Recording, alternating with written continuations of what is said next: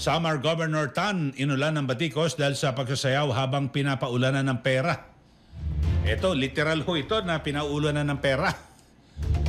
Viral ngayon ang video ni Samar Governor Sharia Antan na nagsasayaw habang pinapaulanan siya ng peso paper bills.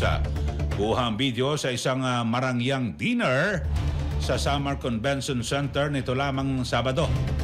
Makikita rin sa video na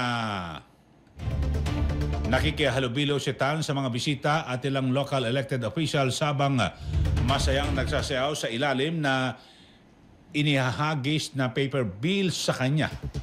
Umamin naman ng batikos mula sa netizens ang naturang video ni Tan kung saan inihambing nila ang magarang okasyon sa dinaranas na paghihirap ng kanyang mga kababayan, lalo na yung mga sinalanta ng nagdaang kalamidad.